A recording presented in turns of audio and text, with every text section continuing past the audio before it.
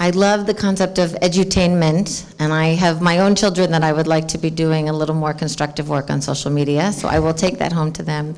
Well, Sidi, I really want to thank you. First of all, your work is exemplary. I think in a short time, you've already done some really extraordinary things. Your focus on the future and on being selective and intentional, I think is quite admirable at your age. And now I'm going to leave. And somebody else is going to come up, and you're going to get your Oprah moment where you get to interview them. So thank you to Masidi. You can stay in that chair.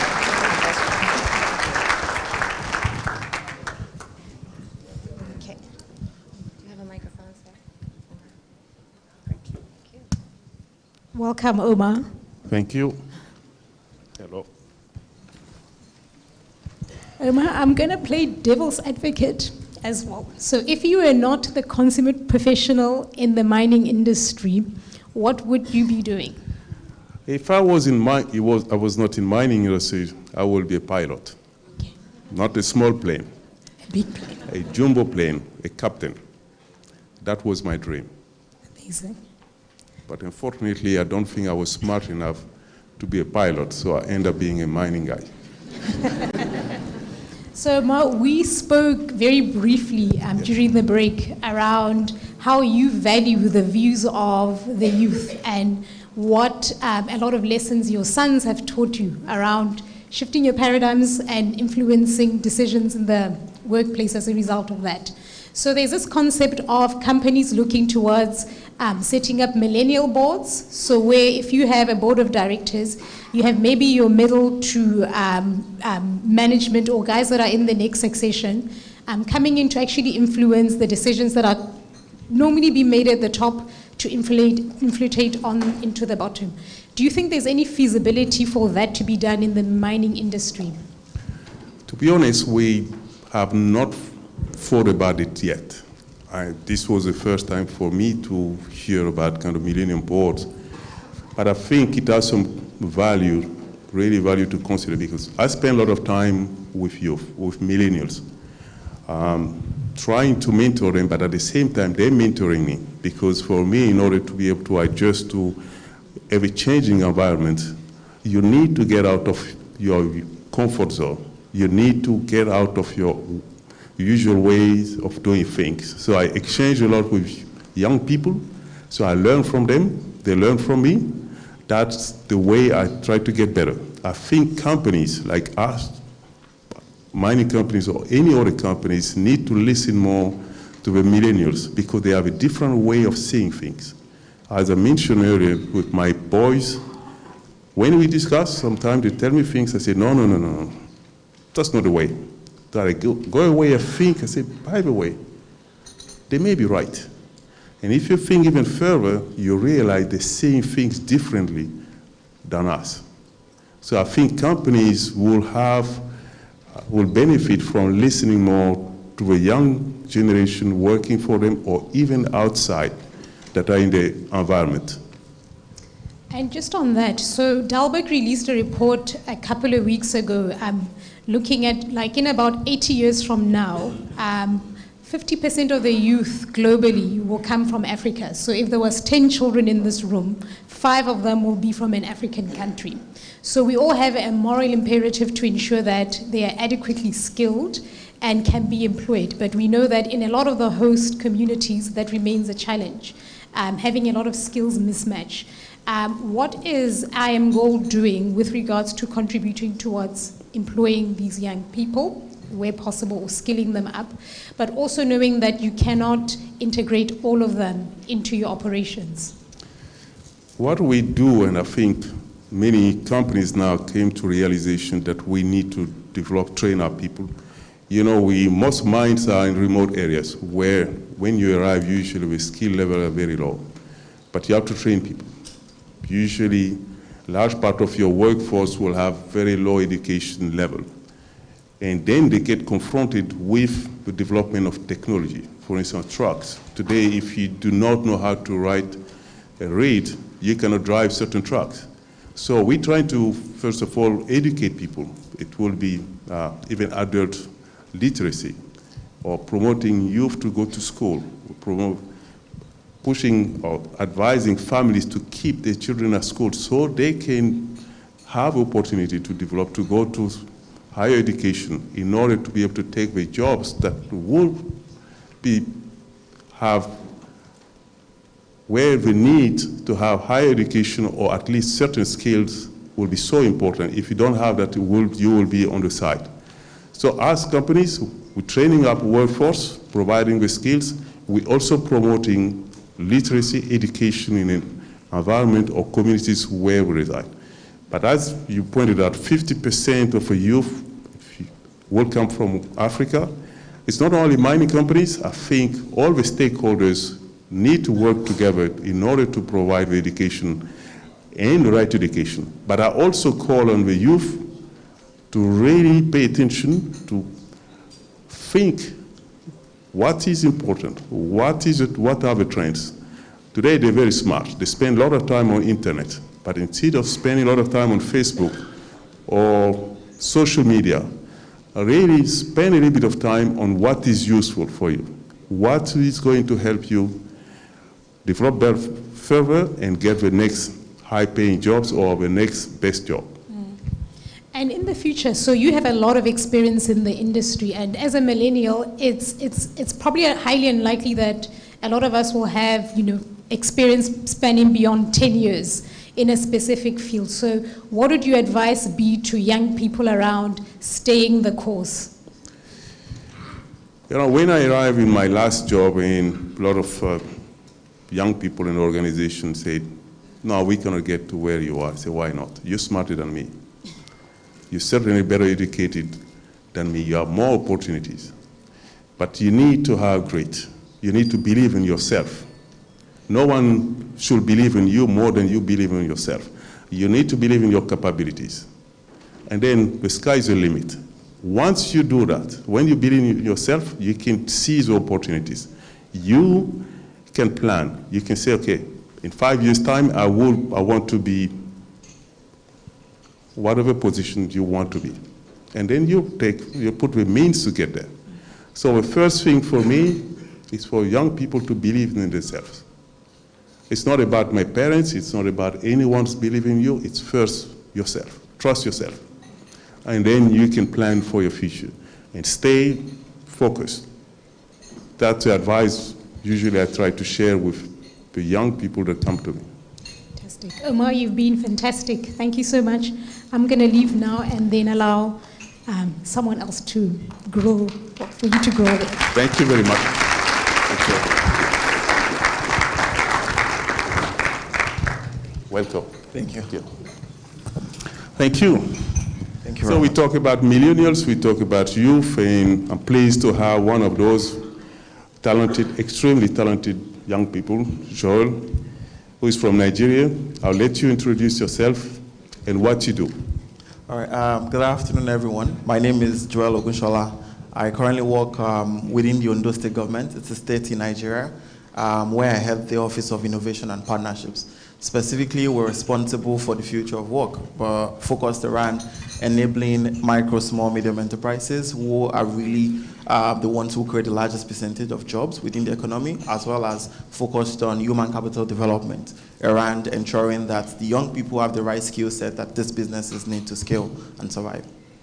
Thank you. Yourself, you're a serial entrepreneur when I say that, because you have created several companies, startups and other companies, and before joining the government, and you also involved in developing models for the rest of Africa. Tell me what part of your own experience you're using today in your position to put in place programs that will help those young people to get the skills, to get the jobs, or to create their own companies. So I'd say that every single part of the experience is coming really handy. When I talk to my friends, I'd say it's been almost about 11 years in process since when I got into university, when I got involved in social development work. And that taught me about, carrying out a baseline survey, not assuming that we know the things we do. So when we kick-started the office in March, the first thing we did was to carry out like a wide range of consultations, and specifically trying to understand what the gaps were. So beyond assuming that, yes, people needed jobs and then that technology and digital skills, which are things that people within my age range would naturally default to at the go-to places. What we then quickly realized was that technology at best was about 20% of the amount of job opportunities that people could access. You still have a huge number of people, because of the poor education infrastructure, who don't go beyond secondary education. And at best, they would then be able to access technical and vocational education skills. And then we quickly changed the mindset to think about technology as an enabler rather than a skill to focus on itself, because everybody uses a mobile phone, whether smart or non-smart. Everybody typically would probably have an email, a social media account, and all that. And so we started to talk about technology as an enabler, helping people scale or access the necessary skills or opportunity they wanted to access. So it's been, I'd say, a journey through learning through university. My first job was at Microsoft, where I was responsible for driving the education business in Nigeria. And that helped me to actually interact with the educational institutions, tertiary institutions, to understand what the gaps were also. And so today, what we've done is to ensure that all of our programs are anchored on partnerships. Okay. So both private sector and academic partnerships. So we built the first innovation hub in Africa that I would say has a tripartite arrangement where we had it hosted within a Federal University of Technology, and then government built the infrastructure, and we have a private sector partner that runs it on a day-to-day basis for sustainability. And same with all of our programs we run today. Excellent. I think that's extremely important. When you compare today the youth in Africa, the use of technology compared to the Western world, but also to China, where we know there's huge development, they're using technology in an amazing way. What are your fellow young people are doing differently, or what should they do differently in order to develop further so we can fill the gap between us and the rest of the world? So, I mean, I think Mosidi spoke a little bit around, people being, lesser focused on, particular skill set rather than just, entertainment online. And I think the internet is pretty much, kind of bridged the gap in terms of between Western communities to African communities, where you have lots of online learning platforms today, even advanced online learning platforms like there's one called Lambda that does teach people to program over a 9-month period. You're being paid after they also secure you a job. So I'd say young people need to decide and focus on one career path specifically, and then the resources are all online. Though I would always advocate for a blended learning approach, because you can go to school through online means or physical schools, but then education is an entire process. It has to do also with exposure, with mentoring, and all of that. So I'd say that a blended learning approach where you're practically gaining skills online, but also connecting with other people or industry leaders within the field where you want to grow to help mentor and kind of bridge other knowledge gap that may exist. Thank you. Personally, you are this role and you're creating a lot of other activities. Where do you see yourself in 10 years? That's increasingly... Simple question. But quite complex. It's increasingly becoming difficult for me to think about 10 years. I'm 25 now, so 10 years is a tough one. I'd say that, right now, what I want to do is, after my time in government, this would have exposed me to a lot of policy making. I want to go back to entrepreneurship, and then build a really sustainable and impactful business, and then come back to government. In an elected position.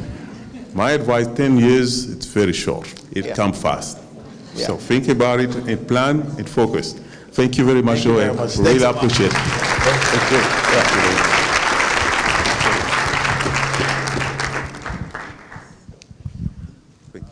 Thank you. Welcome, Napo. Thank you. Yeah.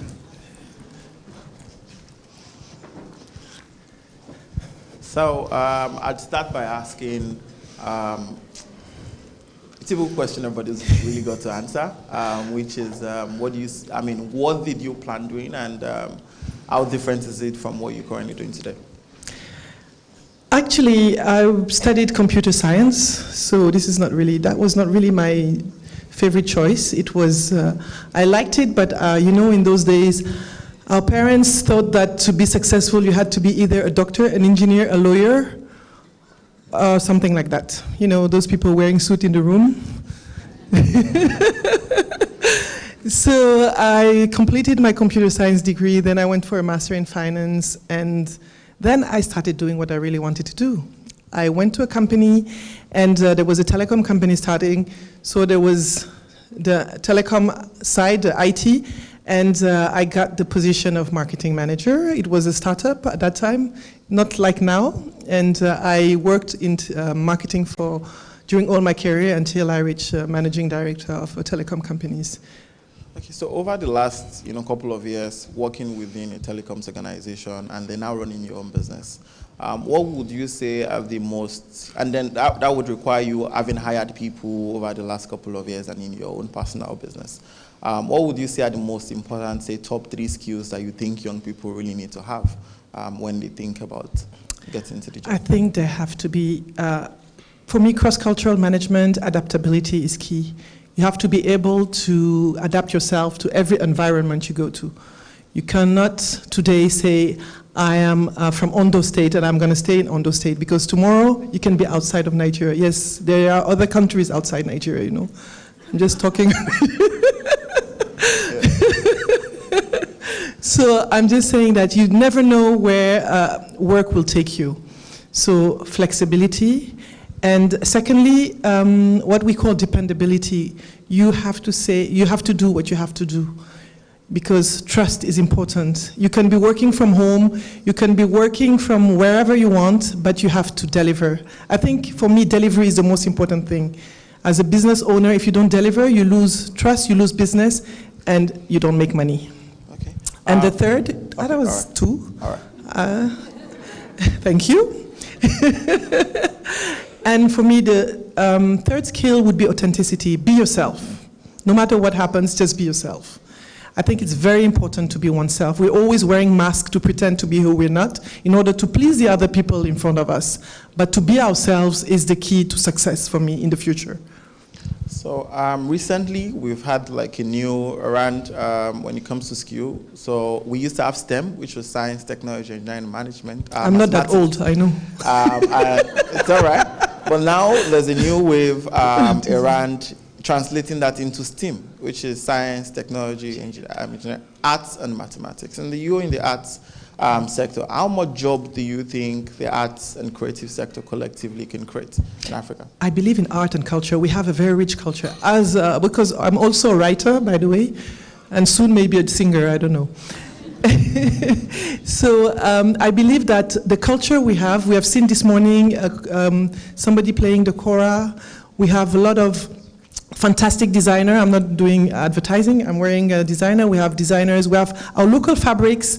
You have Bogolan in Mali. You have Kente in Ghana, Kita in Côte d'Ivoire, Kasai fabric in DRC. So we have a richness that we need to empower.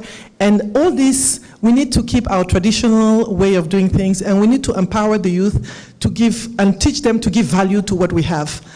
If we give value to our culture, to our music, to our art, to our know-how, we will create a lot of jobs. There was a survey recently, I think it was in Europe, that they made a survey saying how the cultural department created, and the percentage of the culture in the GDP per capita of the country. So the GDP of the country. So it is very important for us to create artistic awareness and ownership of our culture, and value what we do, value what we create, consume what we produce. Okay.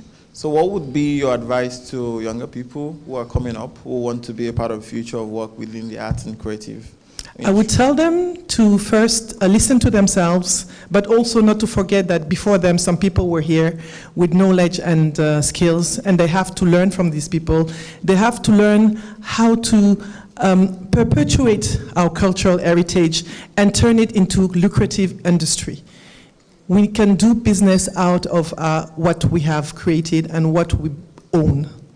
Thank you. It was nice chatting with you, Napo. I have 1 minute left, please.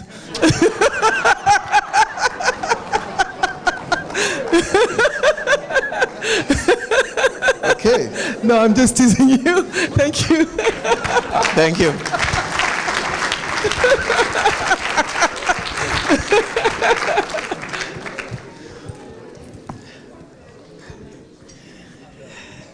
Hello, Maji. Hello. It's good meeting you again, unfortunately. So, Maji, please tell us what you are doing. You are doing amazing things, and please, beyond, everybody knows you are Dalberg, but tell us what you're doing. You know what I mean. Thank you, Nabu. Hi, everyone. You're asking me a tough question. I'm Senegalese, so I do many things. When you ask me what I do, I get confused for a second. Then I start explaining, and they think I'm lying because it's shaky. I'm still trying to figure it out what I do. I am a Dalberg strategy consulting firm, but I also have many curiosities. So I have a Layu coffee shop and products made in West Africa. A curiosity about how can we build African brands. I'm also the co-founder of the Women's Investment Club in terms of having faced some of these issues as a woman to access finance. How can we create new mechanisms? And then, of course, when you fund them, you want some of these firms to get support. So I'm also co-founder of Impact Hub Dakar. It's almost embarrassing No, it's not. to share all of this. But yes, that's what I do in addition to Dalberg. No, it's not embarrassing. Believe me, it's empowering. So, Maji, as a stakeholder in multiple things, and you are involved with young people as creative people, but also in your mini studies at Dalberg, I know you've done recently a study on financial inclusion. How would you address the issue to the policymakers in order to enforce the right skills to make sure that we can achieve financial inclusion in the next decade within our society and in Africa? I will go at large, even though it's a continent. Okay, so I think first when we engage policymakers, we tend to go in with a lot of skepticism. So I think believing that there are some policymakers who truly want change and will walk the journey to get there. So I think leaning in is a first important thing to on the policy side of things. You're asking this question. For me, this gathering is very timely. We're doing a study for Senegal on the TVET, Technical and Vocational Education and Training System. And what do we do next? We all know that it's needed. What has been sitting with me very deeply is we have about less than 60,000 of our learners in Senegal who are in the formal TVET system, and over 400,000 learners in the informal TVET system. And yet, most of the actions we take are in the formal TVET. We have to continue to strengthen it and adapt it to the needs of today. But what are we doing for the 400,000 that are here today and also trying to get learn a skill and be able to create a living for themselves? So that's been sitting with me in terms of what do we do around our policies to really engage the informal sector. And Senegal is probably no different than many other countries in the region. What kind of education would you propose for these 400,000 people who are in the informal? Which kind of skills beyond the traditional education would you advise them to have in order to integrate themselves and be able to be employable or were able to start their own business or be at least productive within the society? So you're asking me to answer something that I'm being paid to Yes, think about for right free. now. Consultant. So some of the things we're thinking about include, for example, scholarships. When we think about scholarships, we think about higher education very often, but maybe not what people may need in more of the technical and professional education space. So that's one. A big issue is actually availability of teachers, trainers. We do not have enough. It's actually a huge, huge challenge. How do we make sure we're working on that lever so that young people can get the training they need? And for us, we've been thinking a lot about mass entrepreneurship. It's a concept is being developed very much so in India and China, and I think Zimbabwe and Rwanda have also started thinking about it. In Senegal, we've integrated in what we're doing with the Délégation à l'entrepreneuriat rapide, a government agency that's supporting entrepreneurship. So the question is, how do we meet entrepreneurs where they are, within their regions or areas, and how do we, imagine if you take an entrepreneur in the informal sector and you help them get from working alone to hiring 2 or 3 individuals, and you take the hundreds of thousands of companies or SMEs we have in the sector, how many, that's an amazing number of jobs. So how do we promote mass entrepreneurship?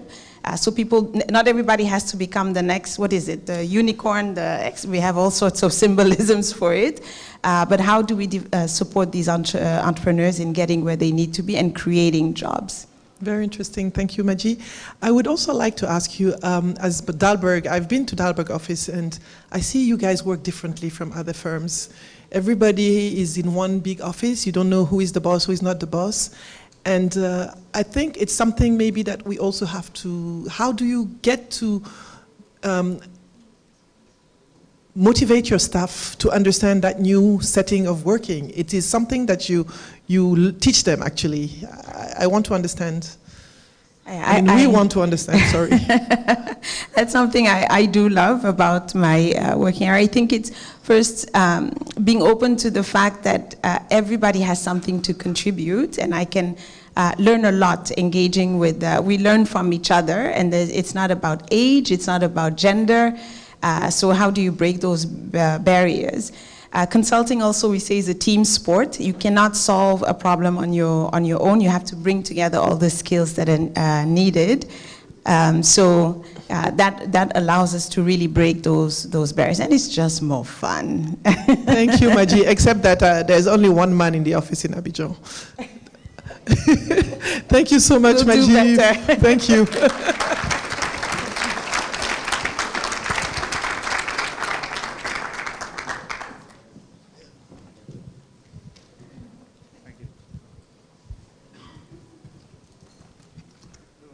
Hi, Stephen. Yes, hello, afternoon. Nanga def?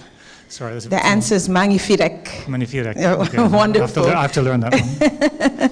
Welcome, welcome, welcome. So I'll ask the same question. Maybe we've heard from others. What did you want to be when you were younger?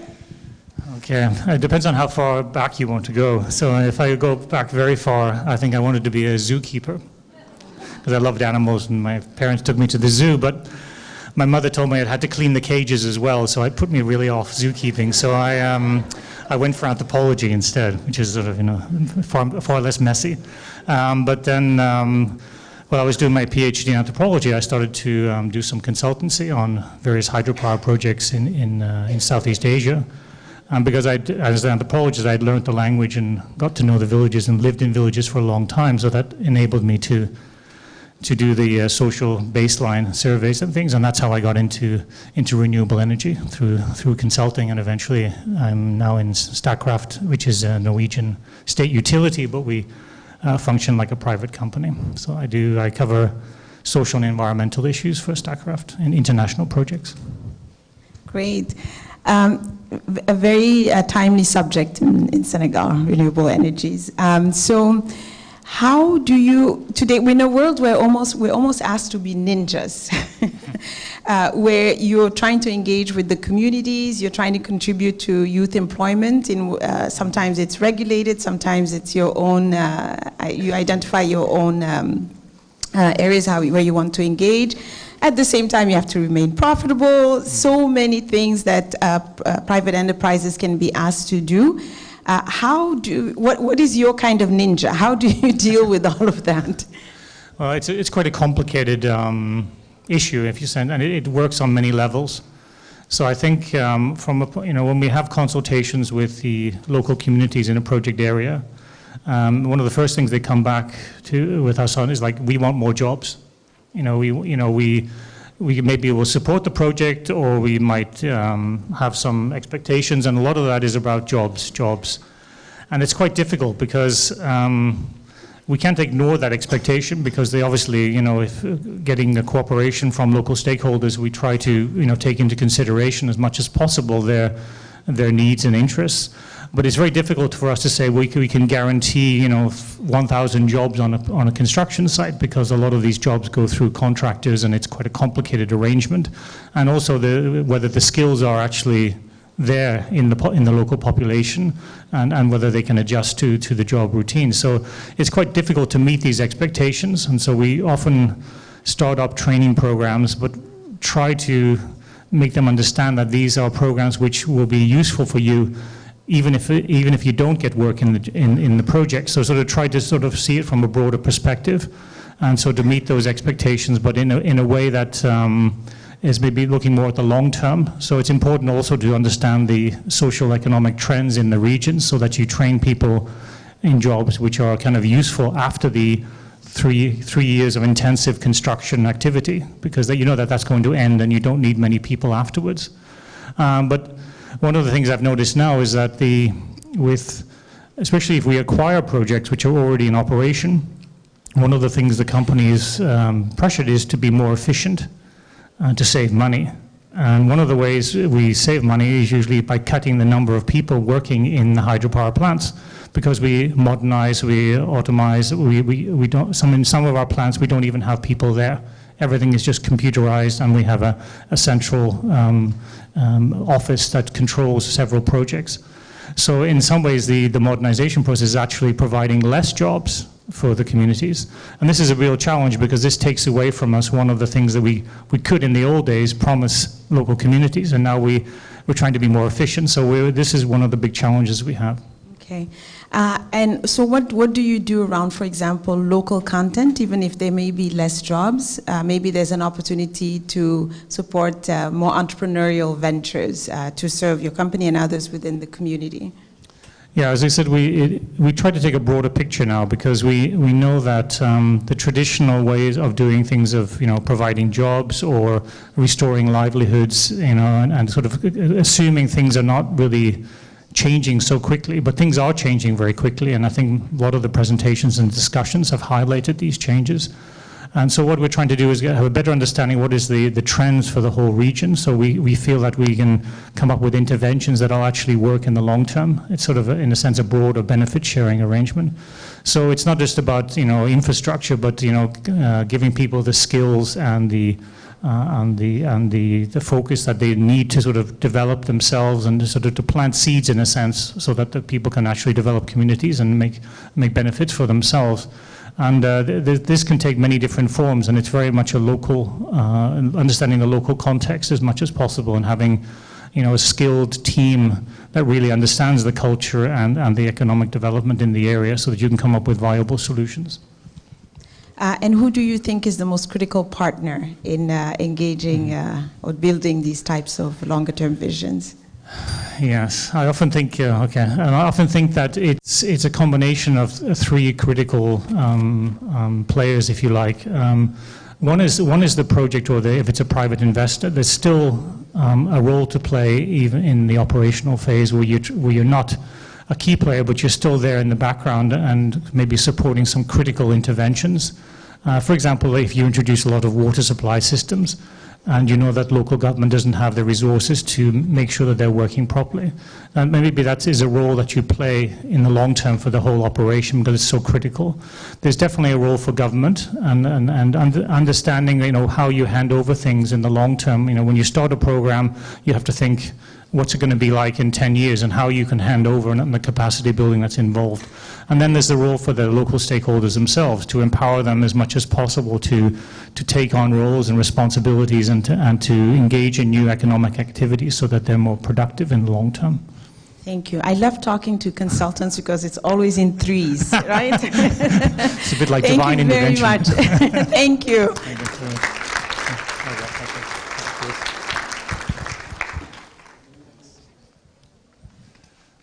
Welcome, Justin. Yes. Thank you. Okay.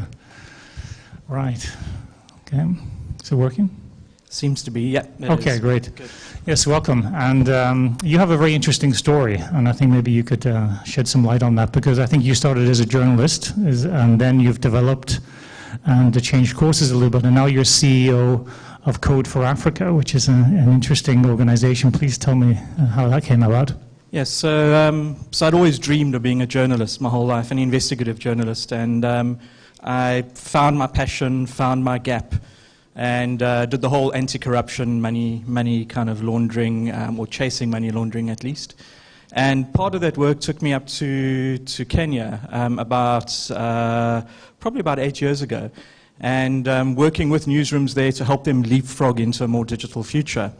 But while I was there, I got really ill, and knew immediately, because I grew up in Mozambique, knew immediately it was malaria.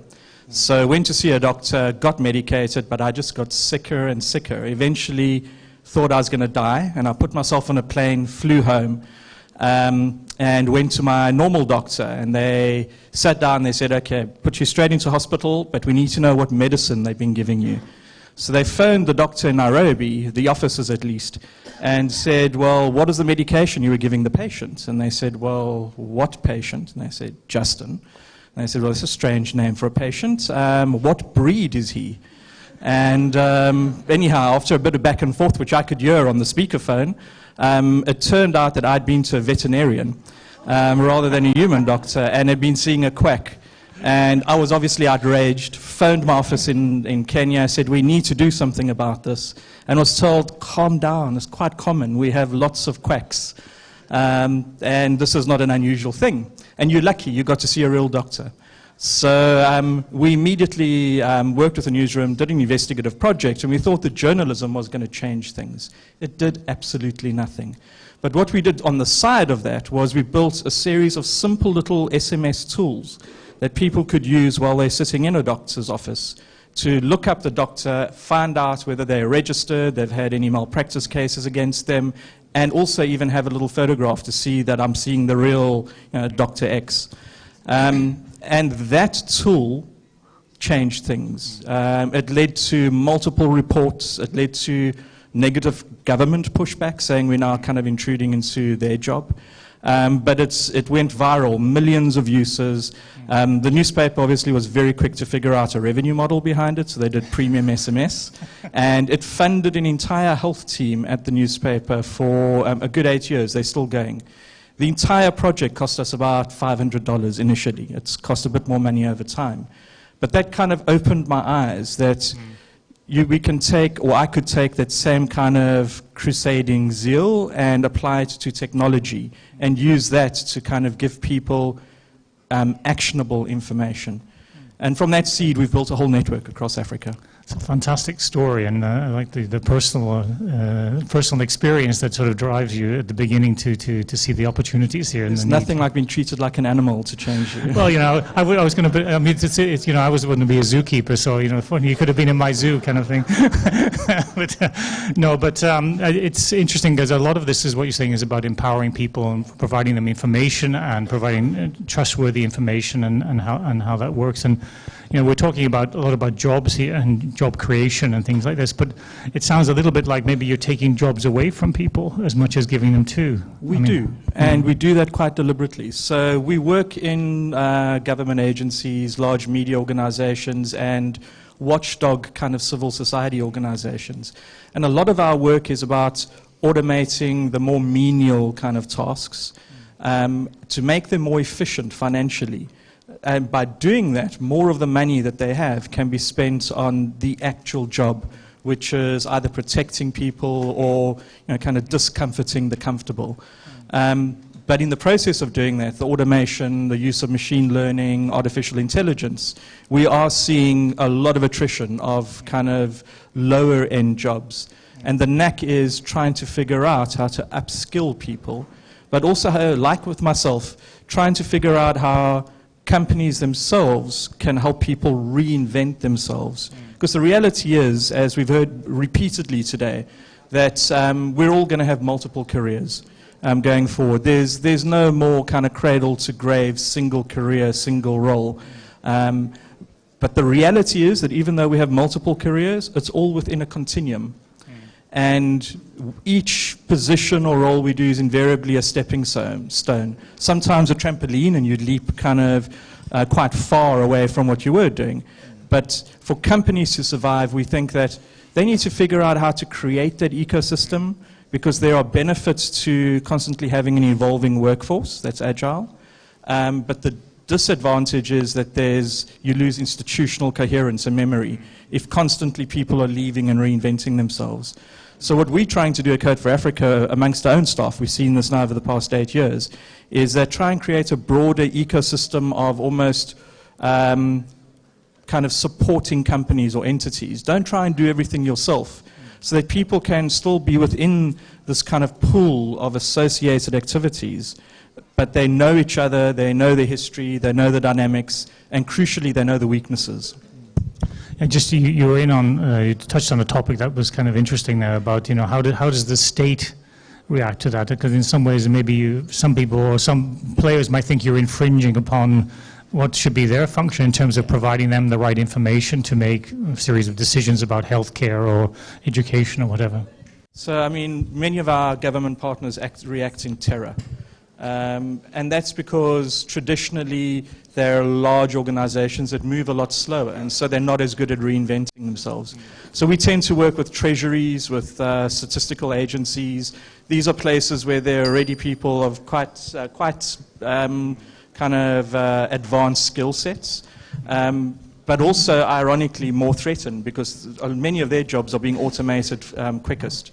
So with them, we try and say, don't be afraid of artificial intelligence, rather think about augmented intelligence, about how we could be using the new AI kind of tools and machine learning to augment our human workers so that they're a more powerful unit, rather than thinking of simply replacing humans. Excellent, yeah, fantastic. That was a great ending there. Thank you very much. Good. Thanks very much.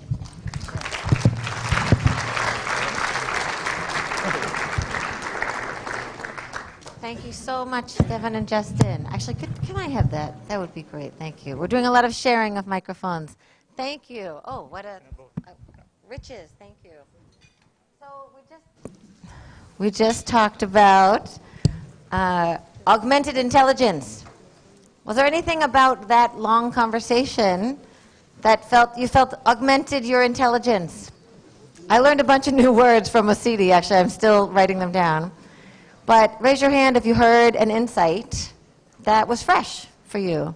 Something about this issue. You can raise your hand. It's okay. I know you're tired. It's been a long day.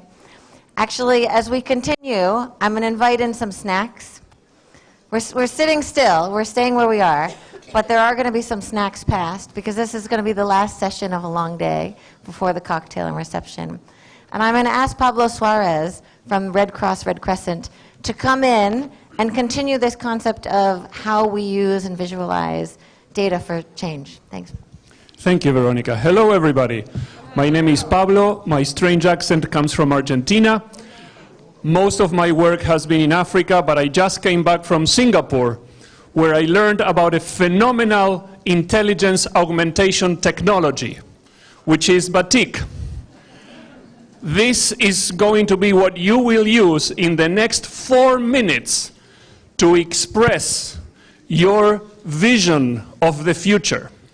Now, this is going to be very tight. It's going to be as noisy and confusing as an African marketplace. You know how marketplaces work. There's a combination of collaboration and competition. So you are going to be working in teams, collaborating with your teams, but in a way competing with other teams to see who gets most creative. I am going to ask you to think about the following tasks. They are listed on that screen. First, you have to envision your future. We heard from presenters what they thought about the future. Now we want to hear about what you think about the future. What words do you think of when you think of our future, as it relates to jobs, to youth, to women, to energy, to mining, and so on? Then, in less than 60 seconds, when I say so, you will stand up and form teams of less than 5 people plus 1 piece of batik. So 5 people or less will need to be touching one of these pieces of cloth when I say ready, set, go. Folks who are on the tables, your job is easy because the batiks are on the chair or on the floor if they fell.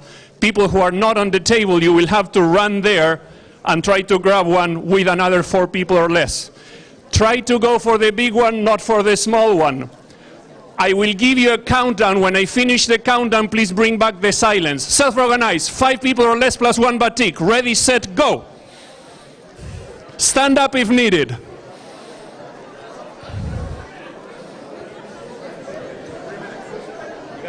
We got 3 minutes. Yes. Stand up, 5 people or less plus 1 batik, preferably the long one.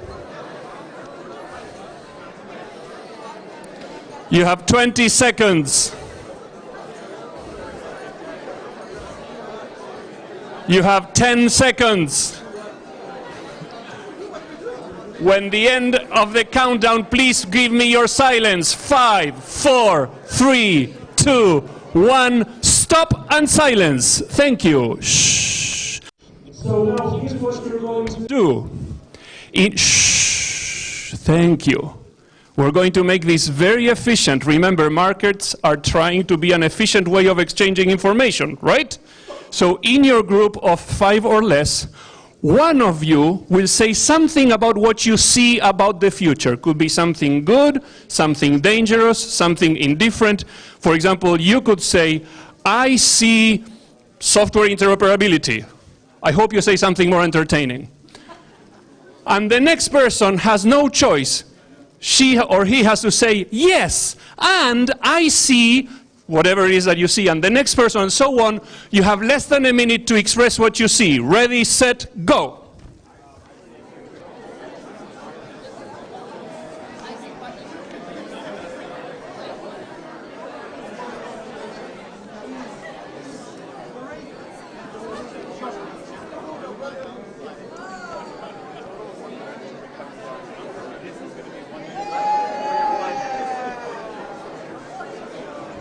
Ten seconds. 5, 4, 3, 2, 1. Stop and silence, please. Shh. Bring me your silence. Thank you very much. If someone is still talking, please gently invite him or her, usually him, to stop talking. Thank you. So, we're very close to the end. This is an exercise in intelligence augmentation. And we're talking about our collective intelligence. What you're going to do as a group is going to be to create a visualization of something about the future that matters. How you're going to do that? On the batik, you are going to write. There are some pens. Now, don't worry, like in any market, there is scarcity. You want a pen, maybe you don't have it. If you don't find near you one, you can go outside and to the left, and there will be such things. So here's what you're going to do. Everybody, put your pinky finger, your little finger like this in one of your hands. I know it looks ridiculous, just do as I say. Now extend your arm upwards. If possible, no bending of the elbow. One of you will be the person in the group designated to hold that batik and express your collective, intelligent vision of the future by writing words, by drawing, something like that. When I say ready, set, go, each of you will point to one person in your group who will hold the batik, shh, not yet, and be responsible for that. You cannot bend the elbow and point at yourself. Ready, set, go. Excellent. So, give me your time, please. Shh. Thank you, folks. So here is your task. Can I have your silence? Shh. 3, 2, 1. Stop and silence. Each group should have one batik and either find a pen here at the end of the tables or out and around. You will see batiks dangling. Express your vision of the future. Thank you, Veronica IFC, for the invitation. All the best to you. Good day.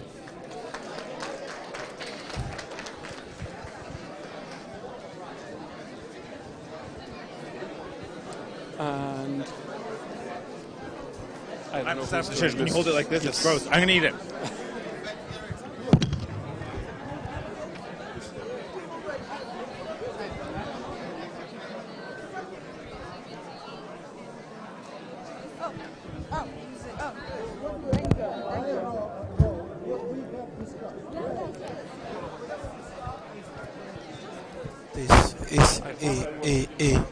This is A. Okay, are we ready?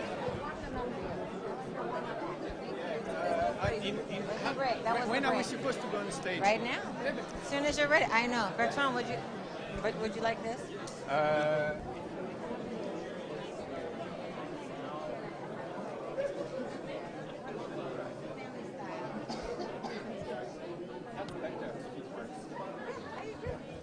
Let's go for the best and see what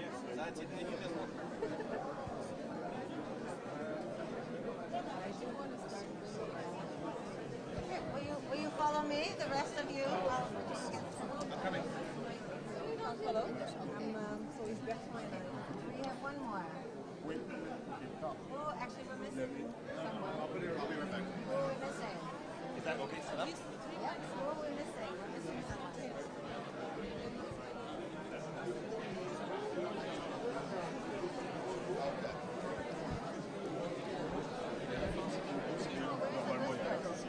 Okay. Where's Augusto? Is Augusto in the house? Augusto.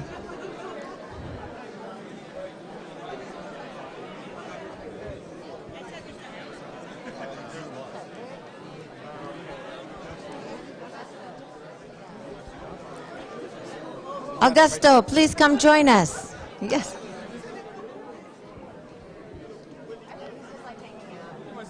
I love the chairs. The chairs are nice. There's a bug. Okay. I'm sorry.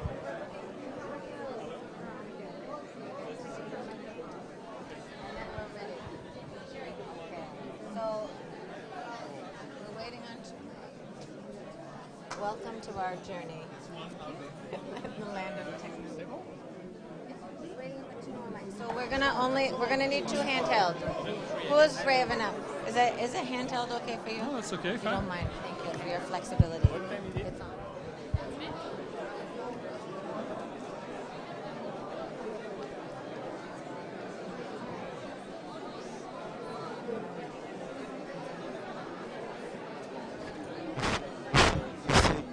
Esse.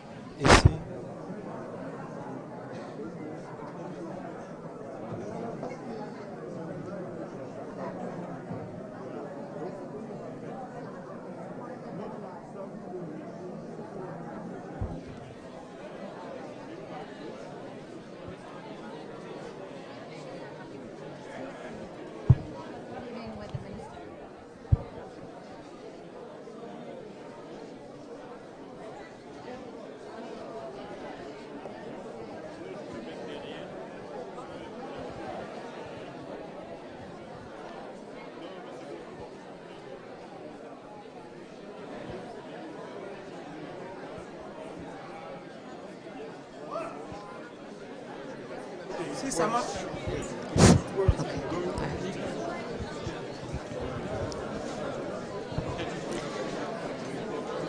So I'm going to invite our last conversation up on the stage.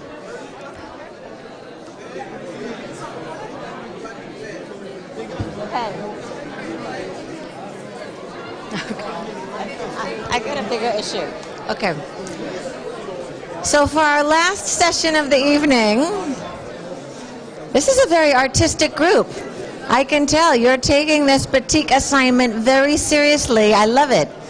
Because I don't know if you noticed walking down to the stairs, but there is a beautiful frame where all of these will be hung, and we will co-create this backdrop together, and we can take pictures in front of it. It'll be our shared vision, our collective vision of the future. So we've talked a lot about benefit sharing today, a lot about communities. maybe we've stretched into some areas that you weren't expecting, heard some segments or conversations that took you a little bit out of your comfort zone. Now we're coming back to how infrastructure can benefit communities. And I'm going to turn it over to Bertrand, who is going to kick us off with this esteemed panel. But first, I have to ask you what? It's time. Who would like to go to the reception and the fashion show in 1 hour? Raise your hand if you want to go to the fashion show and the reception. Then we have to focus. We have to collectively give our attention to the center of the room, to the insights we're about to receive. Everybody stop writing, stop talking. It's a very energized group. Bertrand, you have the floor, sir. Thank you.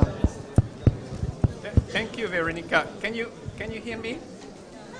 No? Does it work? No? Hello? Mike? Yeah? That works now? Ça marche? Vous m'entendez? Can you hear me? C'est bon? OK.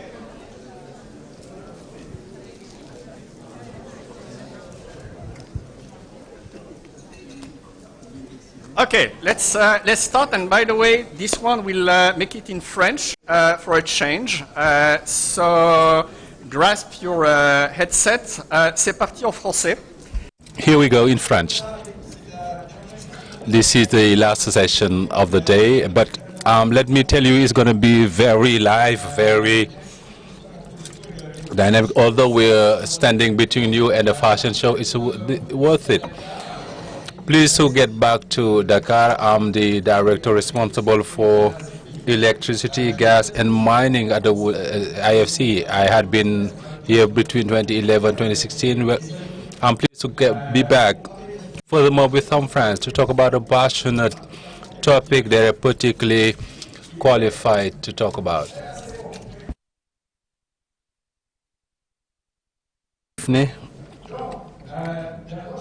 First of all, let me take you through these friends around us.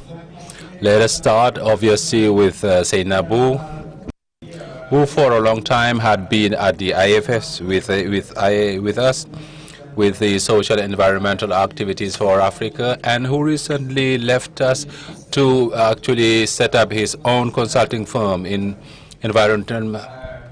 social environment in Africa. Our senior brother, DJ, for those of you who are familiar with him, he has been living here for 10 years and responsible for the motorway company in Dakar right from the beginning, design, build, operation. So he has a lot to share with us on this topic, today's topic. DJ speaks Wolof among other languages. I'm learning, but I do not have a very good Wolof. we can count in Wolof. 1, 2, 3, 4. That's all of us. Mache, can you speak Wolof? And still he has been living here with his 3 years. He's working with Meridian, one of the main funding infrastructure. So Mache is the director already with operational projects, particularly in airport in Madagascar, solar energy project here in Senegal, a number of development projects, geothermal in Africa, dam in Gabon. Those are topics where community engagement is particularly important. And to some extent, the youngest of the group, Augusto, who is in Cameroon, he has never lived in Senegal. This is just the exception. I lived in Guinea-Bissau, a neighboring country. Currently, he is in Cameroon, where he is the CEO of the Natiga Dam Company, a huge project worth €1.5 billion, 400 megawatts. They also with social and environmental challenges. And these are my friends. And the topic Alongside today's discussion, and particularly the introductory session with Anglo-American, all this community engagement is a topic that has been key in the mining, oil and gas sectors for a long time. As the Anglo-American CEO reminded us, now to have this license to operate in English, and even before, to rely as much as possible on these local communities. As we move on, we did found out that it's not just a topic for extractive industry, but also some project in the areas of transportation, energy, including renewable energy, a solar project, and this is a daily business of mature or even wind power, so provide great benefits to the country, to the globe in terms of clean energies and combating climate change. Nevertheless, communities around the project should benefit from it. Particularly, these are projects that take up loads of lands, which is a huge local stake and challenge. So there are crucial issues. So what are the means we allocate to this benefit sharing with communities? Who are we targeting in these communities? The village leaders, the village people, the elderly people, the youth? Through which levers, through which tools? What is the role of the government? We are going to discuss all this together. And for a starter, I may turn to you, Augusto. You with the Natiga Dam, which funding was completed recently. The first disbursement was annual, €1.5 billion, a huge project. So a lot of expectations. As we know, in many projects, we have so many topics to deal with. This engagement with community, what do you make of it? What are the areas you're working in? Thank you, Bertrand. The first thing I feel like saying is let's never forget for whom we are working. We're working for the Cameroonians, so with respect to the Natigal project, but all the infrastructures that we're making are at the service of population. This is the reality we always need to be mindful of. So once we said so, we need to consider that in such a project there is no overall success if there is no local success, but at the same time we need to be very careful. This can be work otherwise. There is no local success if there is no global success. Faced with the awareness to accept the social acceptance of the project sponsors, the Republic of Cameroon, the IFC, and the mainstream sponsors immediately considered that we had to do everything possible to meet conditions for social acceptance. Right from the beginning, we deployed teams 5 years before the date of closing you mentioned. 5 years can be long, but they appear to be very short because it's about understanding one's environment, but to understand it holistically, because these are human resources that we need to have in mind. The second thing is to build a link with the local communities, population, local authorities, so as to understand their deep expectations and see under the project how can we contribute, if not all the answers, part of the answers, but because we cannot be disconnected, because there is need because doing social environment requires a lot of expertise, know-how. These are international local experts. They should be mobilized in the field to build action plans that often have barbarous names, but these are at the service of population. But what is it useful? What is it for? This is to finance environmental and social ambitions for local communities, or especially for a successful project as a whole. A big thank you. We're going to come back to that. Maybe we're going to complete this roundtable which you have on review, and then we are going to deep dive into the specific areas that we've already identified. On your side, DJ, 10 years of feedback, and to a broader context, this journey Augusto is embarking on, you have already engaged in such journey. what were your main initiatives in this area, in this community engagement? What I take of it, so I am going to be brief. Before, starting my remarks, two things to be taken. For a motorway project, this is a very impactful project. 30,000 people to be relocated, and this justifies the impact on local communities and the fact that we need to monitor it. That is the second reason. Although we must be proactive, and we also have long contracts. You have a great impact on population. These are very long-term contracts. You need to have a partnership in the long run. And all the more reasons to deep dive into the project. We are here to coexist for a long time and also support the development of such impactful projects. Secondly, second issue we need to bear in mind. We need to keep an eye on the responsibilities, our contract responsibilities. We need to be proactive, we need to go and meet the communities, but we need to be careful, not engage in areas where we should not do it. So there is actually very good dosage that we need to have. The approach that we took right from the beginning was double. The first one was to go with the MC population, maybe to sort out issues. There is a long list, but it is about being cautious to identify the opinion leaders, whether religious, cultural, customary. It's about building a network and conveying messages right from the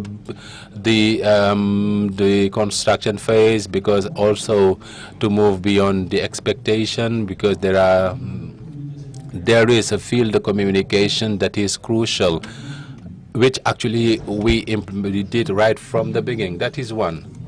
Secondly, the project being impactful and being the first such project in West Africa, we need to have a hindsight, take a hindsight, because we had the IFC, the lender, they opened our eyes, and particularly Senabu. And right away, 10 years ago, when I came in, we actually set up a social, economic, and environmental observatory to measure the impact that we had on population's life. And the first thing we did it with the NGOs, because the observatory is still up and running, and I hope that it's going to be sustained in 10 years. We're working with Senegalese universities, and the first study that we conducted was a sort of the survey about what were the expectations, the hopes of the impacted populations, to better understand them. Thank you so much. We'll come back to that. Still on Senegal, Macha, on your side, you've been here for 3 years to solar power project, with the third one operational, the third one being completed. How did you go about those questions? Can he use the mic, please, for the interpreters? Microphone, please.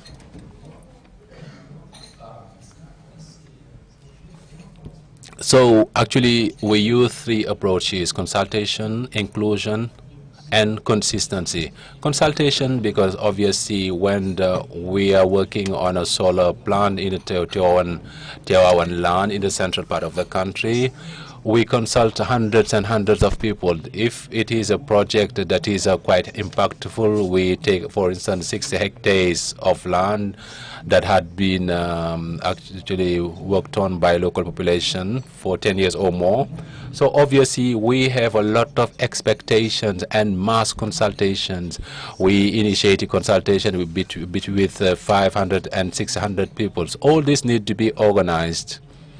We need to build the processes that are equitable, allowing to properly actually meet expectations of local population. And then inclusion. In the meantime, how can we do the work with the various opinion leaders, women, the authority, local authorities participating in such exercise. And then the purpose was to leave no one behind. No, because we cannot just share the benefits with the farmers who were on the ground. I mean, who were on the power plant. It should be broader. And finally, consistency. How can we be able to keep a clear goal to ultimately avoid, spreading the budget thinly on many measures. So we tackled the issue, through two actions. The first one include actions that came up from the expression of a needs assessment, whether to the construction of health centers, with a consultative process that helped to achieve all this, and more proactive action that was to create the employment economic opportunities, where we know, for instance, we created the aggregated farming the resources that did not exist, and it created genuine economic activities in the district, while previously the land were untapped. So suddenly we were working around that. We offer an awful lot of economic opportunities, and we were able to share the actual benefits we can develop over the 25 years of the contract. And this is for the local part. So obviously, when we consider sharing the benefits of these projects beyond the population, as Bertrand was saying, there are also the sector-wide stakeholders. When we are in new sectors like the renewable energy in Senegal, we need to consider developing the skills, the capacity building, as we say, which is quite indispensable, essential to do better. For instance, we actually have put in place with the IRDC and the University in Dakar a training and research unit on the skills development with Senelec, the power utility, to share the benefits of our experience, and maybe not just in Tivaouane on the field, but in Dakar, to share this experience. Thank you so much. Maybe picking up from where much left off. Nabu, for those years you had been at the IFC, and maybe with a new company, you have seen so many different experiences of customers, of private developers, infrastructure projects. As you had to handle all those issues, what comes to your mind about cases that were functional, or conversely, despite greater attention, the successful did not come, and maybe the key success factors? How do you address all that?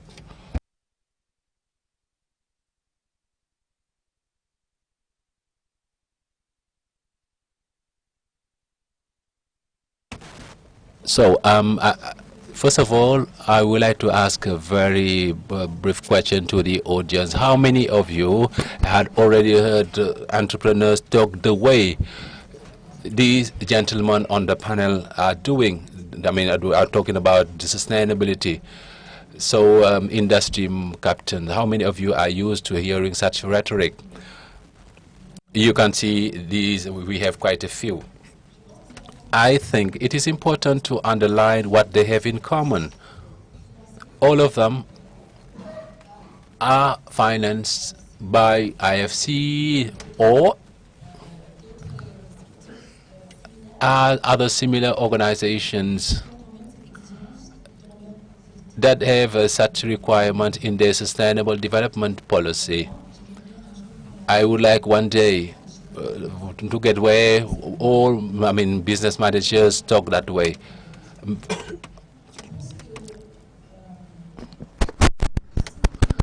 I think what the bottom line is that the work this structure should perform with the communities well before the project starts. That was the relationship that you were talking about, DJ was talking about. This is a long-term relationship.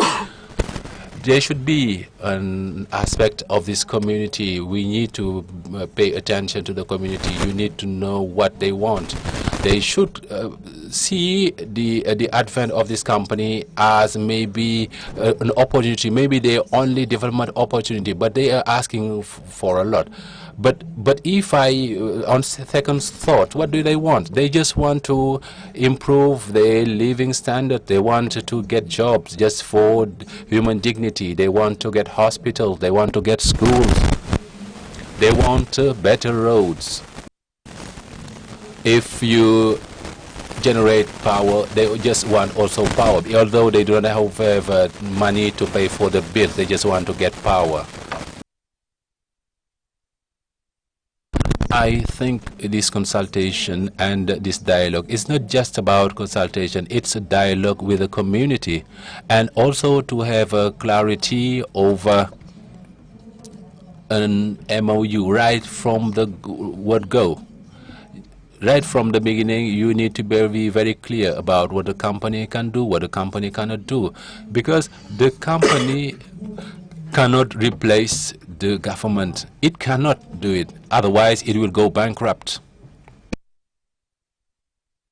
Also, communities, and it is still important who in the community, because this community is talking about, many communities see this community as a vulnerable one, but everything depends. It is vulnerable against whom? Because leaders in this community are often interlocutors, contact of those company.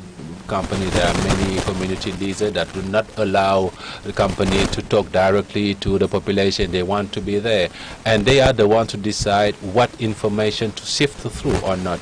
So to me, I find it instrumental for the success of the project. So the company should not let those leaders replace their direct dialogue with the population, and this is critical.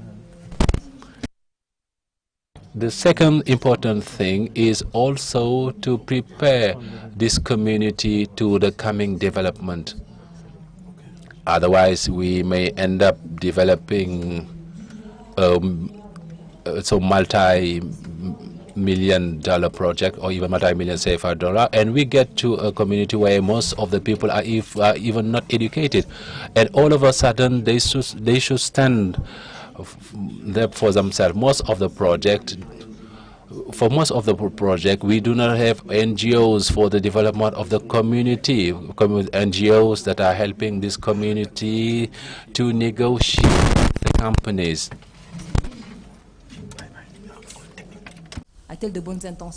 So,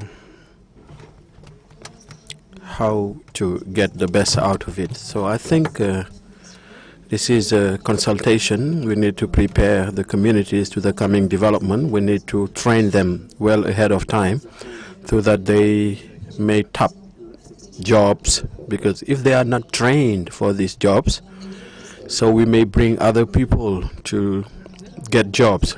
So in terms of key factors, I think this dialogue and this preparation to the project are key. Just to discuss this extensively, and this is related to the first question raised this morning, which was to say that we need to listen, but those that are more talkative are not those that have needs.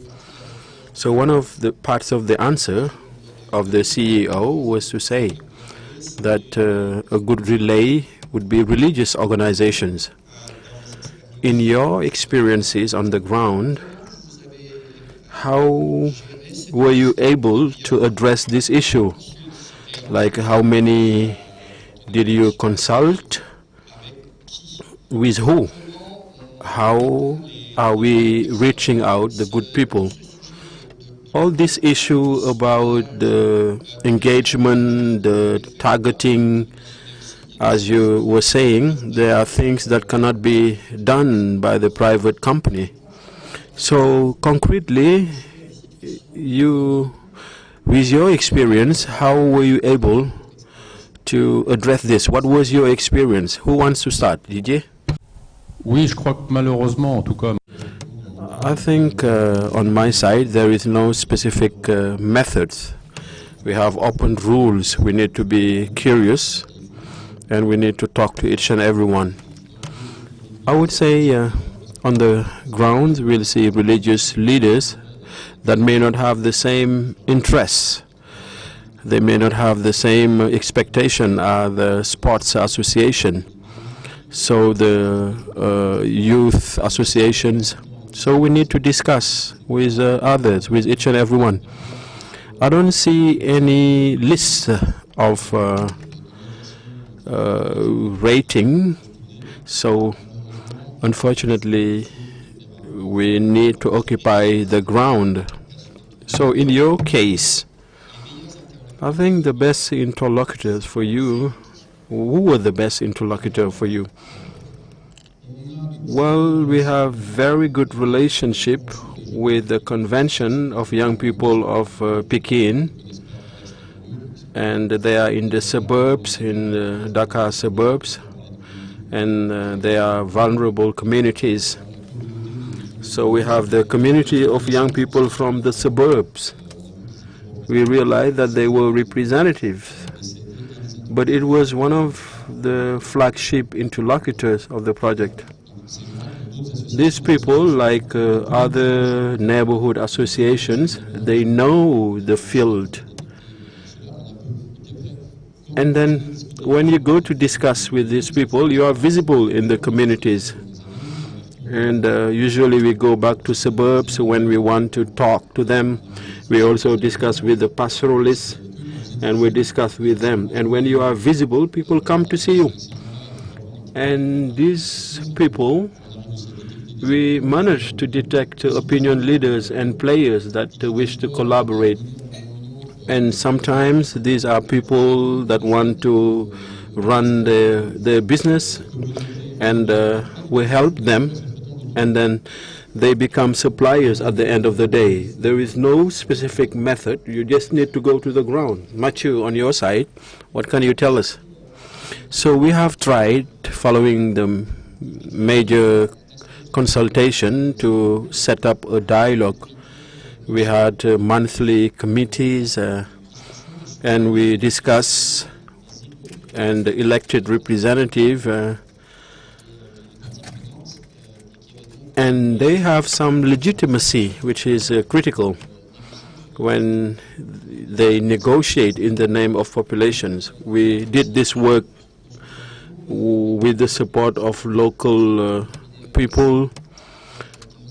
We also have a firm, ESF, that help us to identify these various stakeholders, and we always keep contact with local authorities. So in Senegal we have many local authorities, and they are really available, and this is necessary if we want to discuss development issues or infrastructure issues, so, or financial compensation.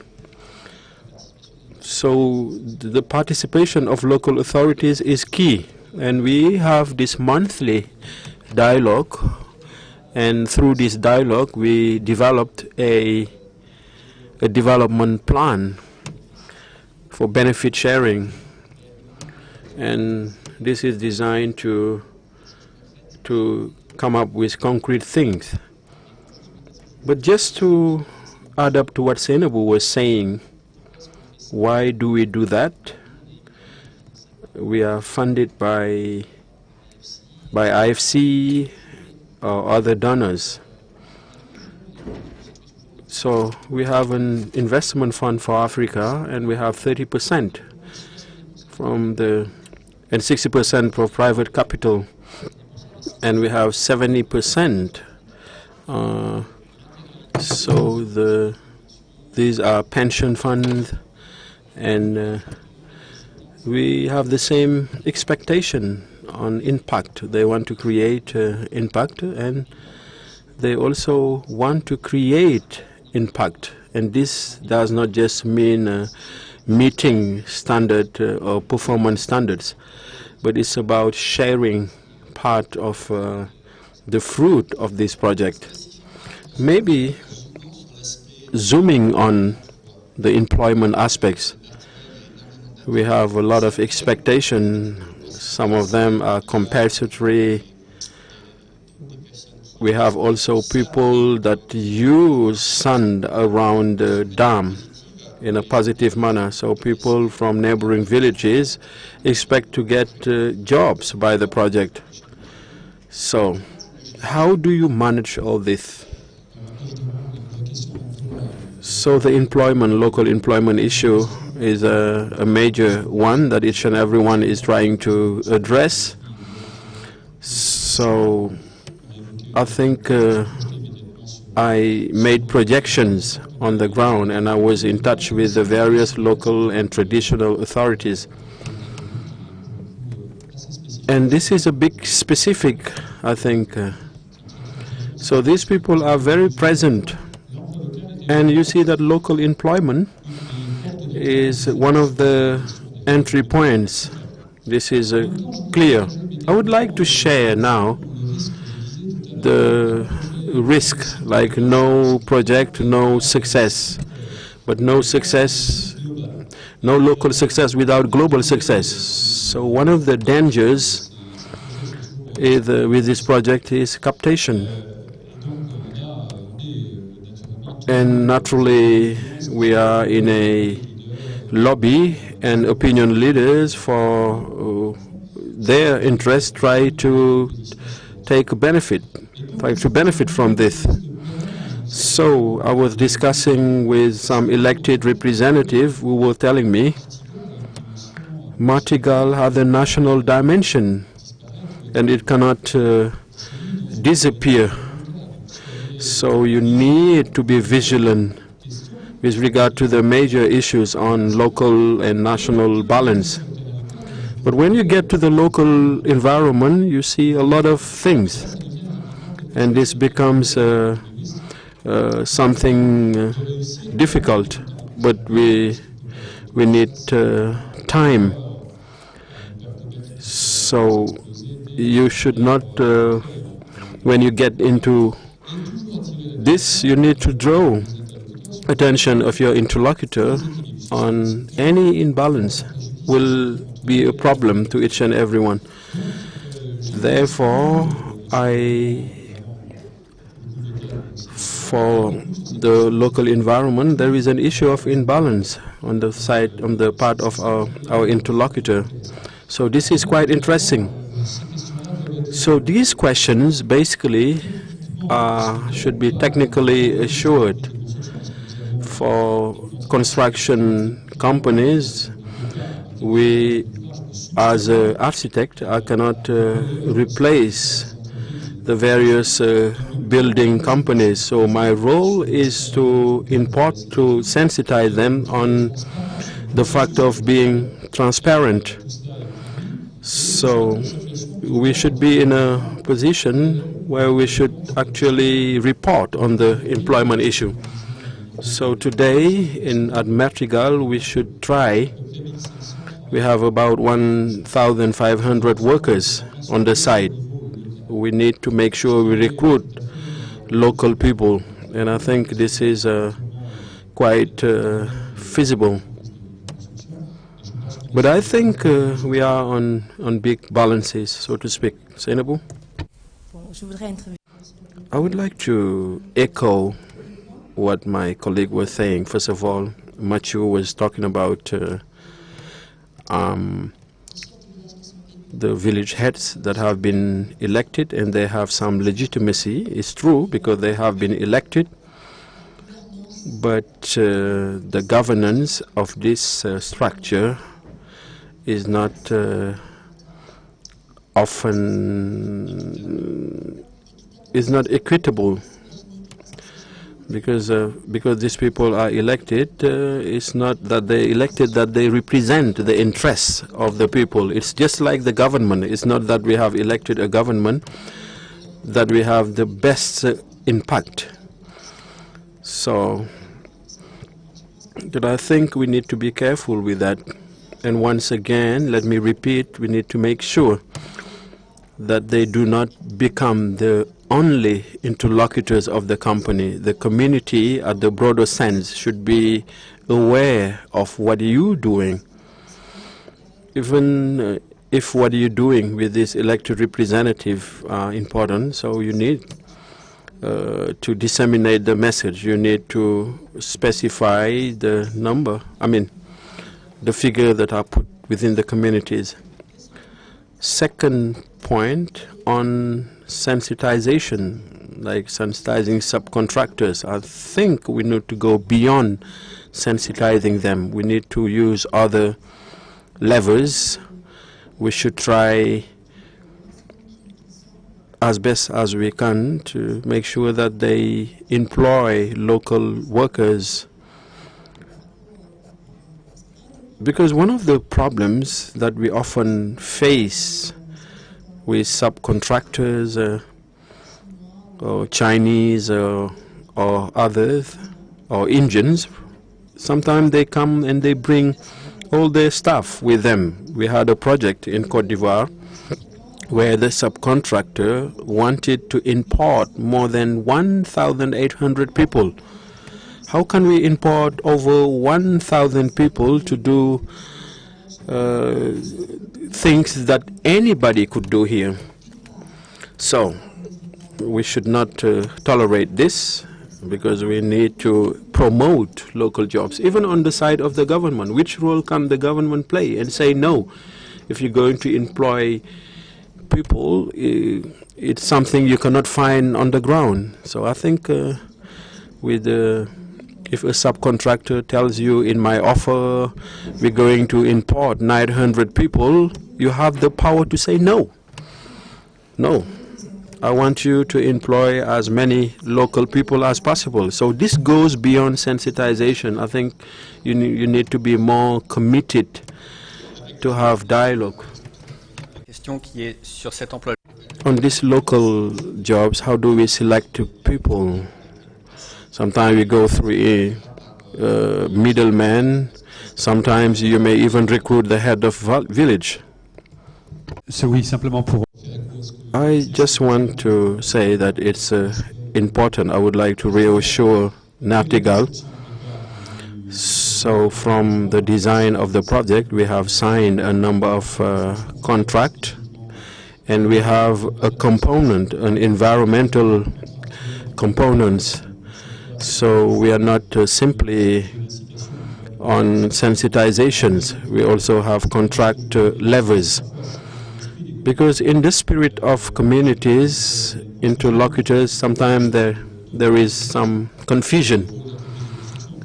So people think that the employer is me, which is not the case.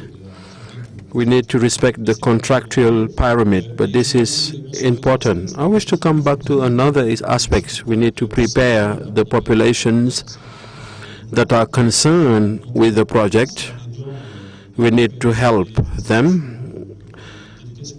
We also prepare young people to be able to compete and get into the project employment. I think, Meridiam, maybe you can say a couple of things on initiatives you have with Senelec. Mathieu? Oui, non, effectivement, c'est le centre de formation et de recherche. This is the training vocational center, and the purpose is to be able to train some technicians, but also some researchers to these topics. So when we are in the construction, so the idea is how to recruit locally qualified staff. Sometimes we made a lot of efforts, and we have sometimes a lot of criteria like that. But it is on the unqualified staff. So on a longer period, we may train either agents from Senelec, but also students or all those people that are interested in the program. We may have long contracts, and we may wait 2 or 3 years, and that's why we launch this program. And this is a program which is a long-term one. DJ, you want to add something on the selection of people we recruit? We need to know that for the highway, we have 25% of women. But we have two things. We have skills that you cannot find, but there are skills that are in existence in the country. And to recruit there is one simple means. We have some firms, some recruiting firms. So we have these firms that are Senegalese firms. They have maybe we do not have some skills in highway sector, but as Mathieu said, we have trained them. Some of them have been to France, and today they are highly qualified staff, and some of them have become executives, and they are members of the management. So all the skills we did not have, we actually trained them. We have made a local effort. And in Senegal, we have skills in energy, so we have some wealth in the energy sector. We have 400 highly qualified staff. So if we don't have skills, we can inform people. We may go through local firms. On the impact, 400 people working at the highway, we need to give them uniforms. So we launch the first competition, because you see Senegalese are very good in clothing. So we organize a competition among dressmakers so that they design and manufacture uniforms. So they get them every week to wash them, and this is a real business. He got a lot of these people get a lot of jobs through this. So given the Senegalese elegance, so those people are really elegant. On this topic, Seynabou, on your side, we have a number of projects throughout countries, and what do you have in mind on this issue, and or do you have any example where a few initiatives have worked, and have you seen any examples that emerge in terms of jobs? Before I talk about jobs, I forget to mention that when I talk about the preparation upstream within communities, it was just an example. During the construction, we have a lot of people. How many people? 1,500, 2,300. And sometimes this project were in villages where we do not have a lot of people. And these people account for 30%.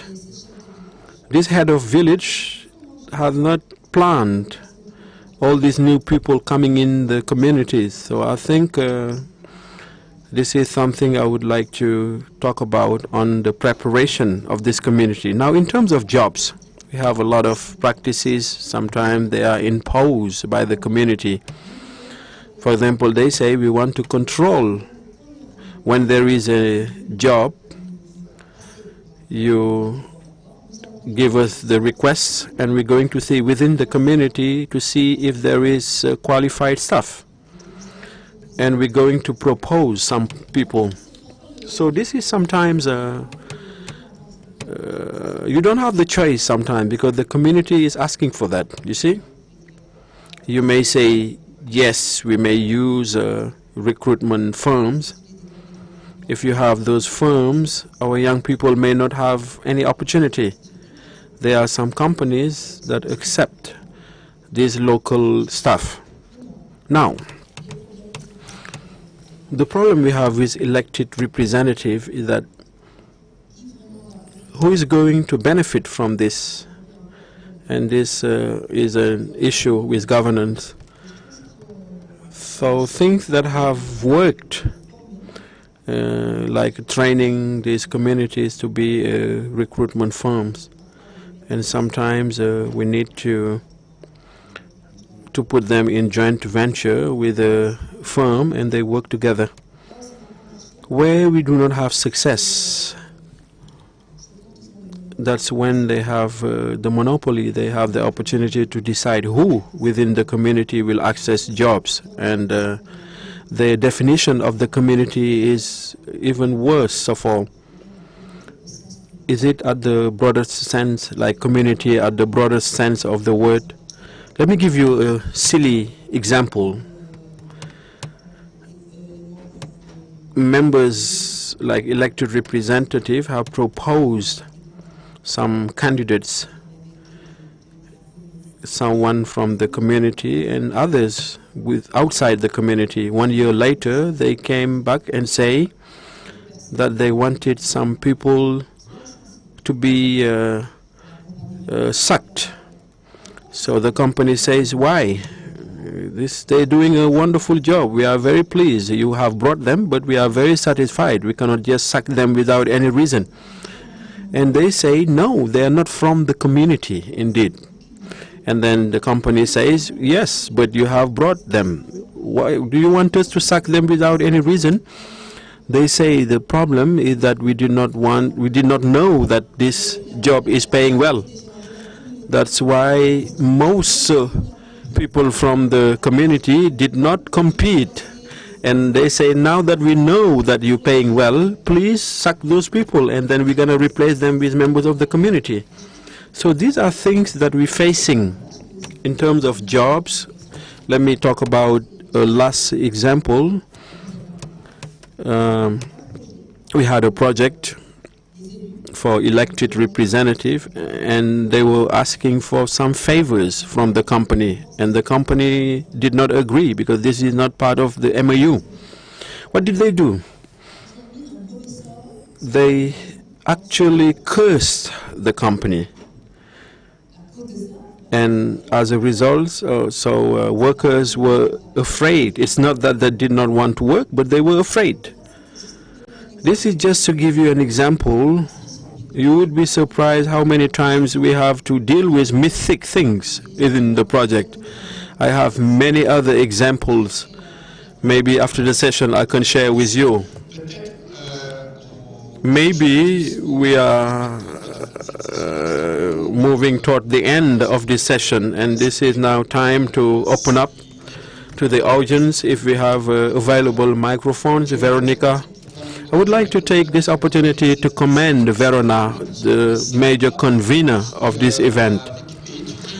Veronica has studied here at the University of Dakar, and you can understand why she's speaking Wolof. A big thank you to Veronica for bringing us to Senegal for the first time. So she is the initiator. Thank you, Veronica. Questions? Là, ici. Et on va prendre peut-être 2 ou 3 questions ensemble. On manque juste de micros. Would it be possible to have more microphones? So we're going to take very brief questions. That way we can take 3 or 4. My name is Kwa Boubacar, Cabinet Director for the Minister of Mine of Niger. I would like to find out, in the problems you're facing by trying to work with communities, what are your challenges coming from the government? Excellent question, very brief and relevant. Second, any microphone here? My name is Amduran, I'm from Senegal. My question is directed to Bello on this project, which was impactful in terms of impact on Arab lands. What I'm keeping is 65 hectares. And my concern is there is any risk of eviction of the population. In order to ensure energy security, we create a big problem. So this is not a displacement, but rather an eviction. But here we are in Tiwawan, in a highly densely population. We also had the development of intensive agriculture, like fruit agriculture. We have mango trees, we have This is a place where we have the development of these fruits. We know the economic value of the mango. Mangoes are the first product of exports. So the question is clear. Now, in terms of solutions, can't you engage in the development of this sector? Why not promote agriculture and go work in the processing, in the marketing, and women would have a big role. Thank you. Deux questions solides, allons-y brièvement, et pour les questions suivantes, gardons-les courtes pour en avoir le maximum. On peut peut-être commencer par ça, puis après il y aura la question du rôle des gouvernements. Mathieu. Oui, alors c'est exactement ce qu'on a fait en fait. J'ai peut-être pas été très clair, je l'ai évoqué brièvement. On a pris alors 2 fois, parce qu'on a 2. We have actually twice we had two projects. We actually secured land, rain-fed lands with very low fields, low yield, sorry, and each project in actually set intensive farming approach. This is actually irrigated agriculture, so we actually build 4 boreholes. We actually used the services of special NGOs specialized in food communities and support to these crops. And today, instead of 6 hectares of lands, low yield of lands, we have 5 hectares of high yield lands with a production that can be marketed, and it is supposed to produce about 10 times more revenue than what was the case previously. That was the approach that we tried to abide by. It was a long journey, a very long journey, because all the government issues that we talked about, to know where these lands are, who benefit from them, what is the distribution chart, is an NGO managing it, is it the head leaders, village leaders, the people impacted, the owners? These are very tricky questions, because this is a huge godsend, and it took us a lot of time of energy, and today we're something up and running. It is not perfect, but this is running. Just to stress your issue, which is quite instrumental at local level and globally, because with the boom in renewable energies, these require a lot of land, and it has become topic in many countries, which was not a project for 2 megawatt project, which becomes an issue for 500 megawatt project. The future with the offshore wind or floating solar energy could be helpful, but today it is a real challenge. On this issue, the tricky issue, which is the influence and often the nuisance of governments. I did not want to actually touch on that question, but just to say, your comment is quite relevant. I would like to find out whether you took part in the development of the impact assessment.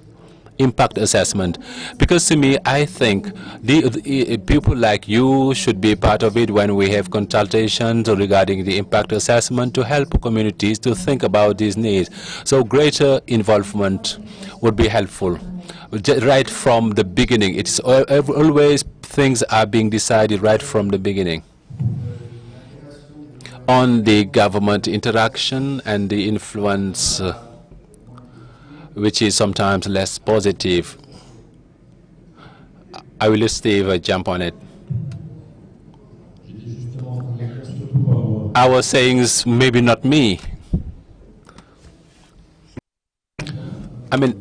This is the government is a stakeholders just like any others in the contract, concessional contract. It is a long term. We are not face to face with the government. We just side by side. It's a sort of wedding after the influence of the government. The issue is in countries we have government that are actually very equipped, that understand the issues at hand. In Senegal, we are fortunate to find the APEX, which is armed wing for the government for managing the concession. We do not have many equivalent in many African countries. I think this is a model to be followed.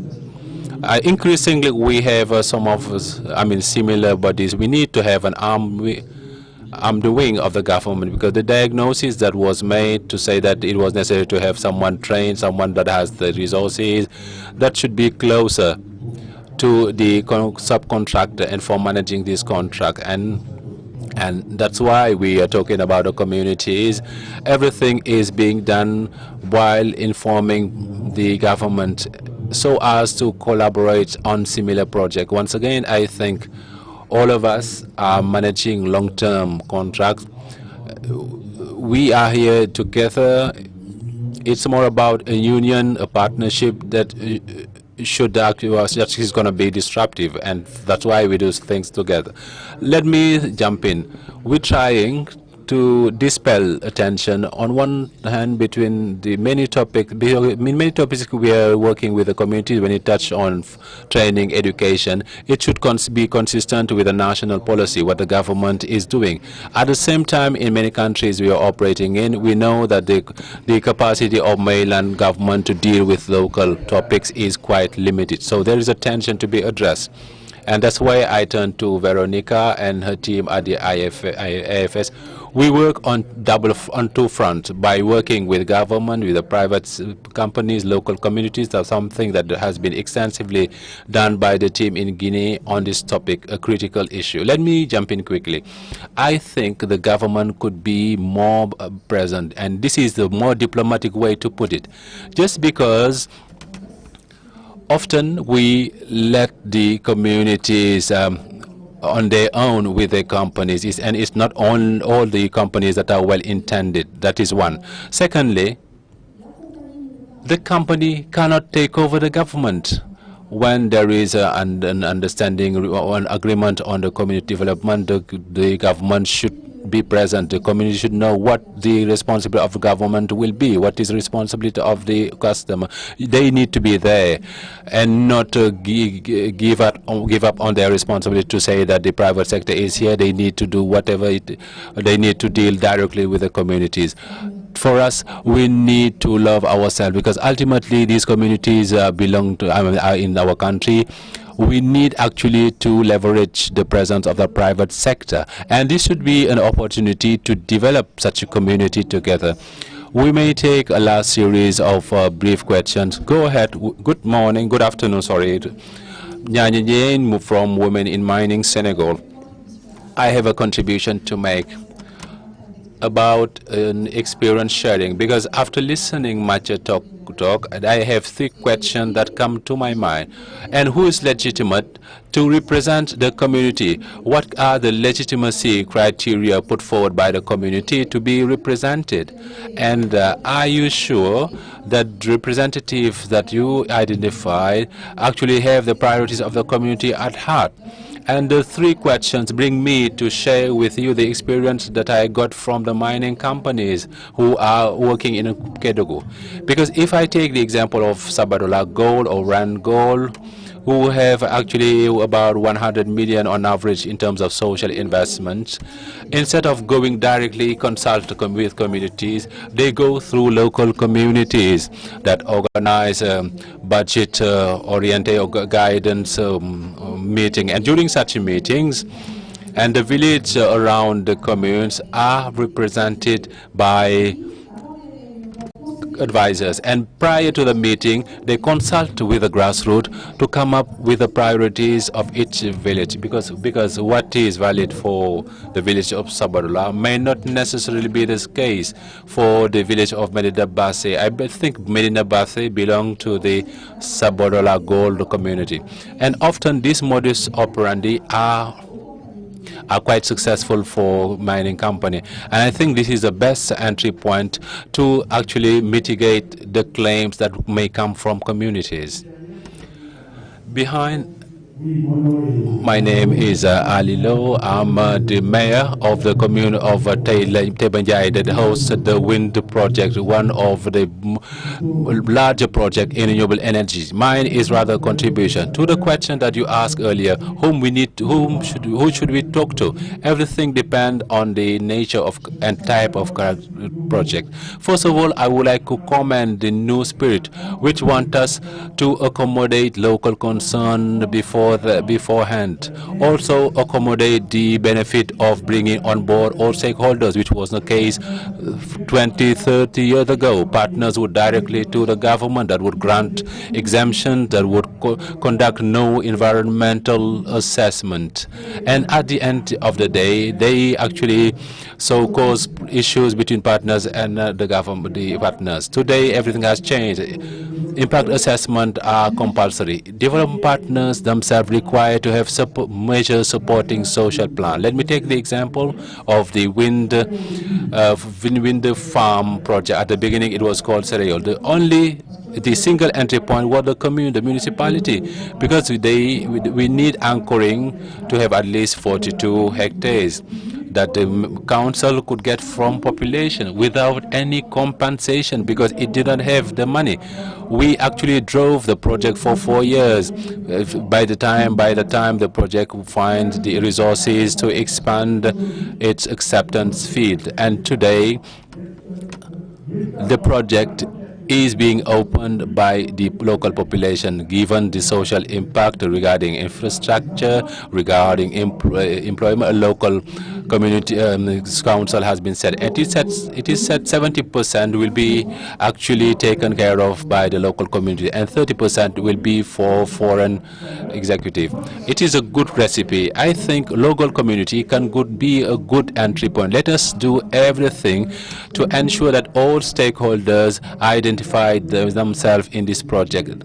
I think you will have the opportunity to visit the project on Thursday, and against other existing projects that have no social impact and may even be more important this season. I really commend the spirit guiding this project to ensure benefit sharing between the company, stakeholders, and local populations.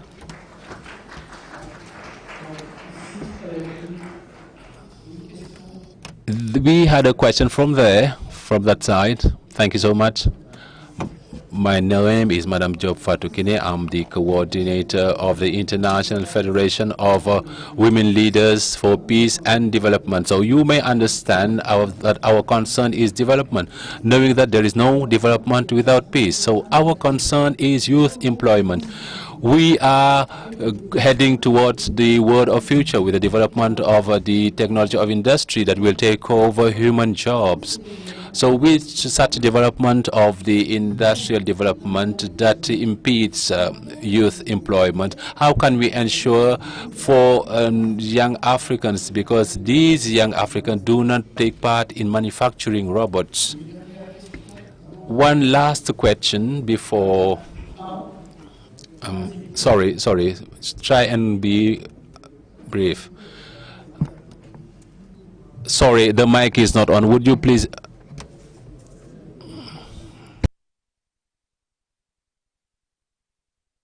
I think all those questions asked by the people, I believe it is critical to share a bit. I will not be very long because actually earlier we talked about benefit sharing. I think Mrs. Zainabou said it. Who are the entrepreneurs doing it? Extractive industry in Senegal is no exception on this issue. But just to clarify, so I sent to be corrected by President Alilo that the legal anchoring framework is local community when it comes to infrastructure. Because we talked about health centers, schools, etc., we cannot create them. What we could do instead is to enhance the conditions to build the schools, and the school and this responsibility actually rests with local communities. It is critical. Beyond that, I think every year an annual investment plan has been established with the 5-year timeline, and each year technical and final partners are invited to update and to see what are the priorities of specific district. And this is with respect with the infrastructure, and that's what is being done for us. And to say that it has been successful, that is to say the dialogue is key, sharing is key, putting in place framework is key. This is come to get to you regarding the employment, local employment. This is just a business for village leaders, but we can build the framework, so allowing us to take care of, because we have huge expectations. Some of the panelists said yes. When we have projects, people so nurture hope. What can they benefit from it? First of all, it is employment, as the lady put it. That's why the lady said right away that yes, there are recruitment, local workforce. I mean, this is not this short listing of skilled manpower, But often with capacity building, so support, they can be halfly skilled. We at the Sabodala Gold Corporation, which is the gold mining being operated in Sabodala in Senegal, that's the way we go about it. So we are recruiting locally without no major hiccups. It is true, it is important to use the recruitment companies, yes, but for the oversight and monitoring, we are working on that, and even with respect to the training. I thank you. Thank you to everyone. We could go on over and over again. Now I'm going to turn to conclude, maybe to react to the last question or to other things that we do not have time to touch on. Do you have one last word to say? One last thing to underline, if you want. First of all, I would like to answer to Mr. the Mayor, saying that some companies are not doing what the company representing those are doing. But who is to blame? To be blamed ultimately? Because we should not have an IFC behind to compel companies to let a positive footprint of development in communities where they're operating. So the Senegalese government is the one that issuing the licenses allowing companies to come in. But there are conditions, I mean, there are strings attached. The way that there is an impact assessment, monitoring what should be mitigated, what should be done, the MOUs, but there should also be development MOU. A company should not come Senegal, mine resources and earn money without leaving positive footprint in Senegal. And we should not have a IFC behind the ADB or other institution. But once again, the government should prioritize when it comes to development. That is one. Secondly, I would like to find out whether we have African business managers in our mix. Either one African business manager, maybe a female or woman.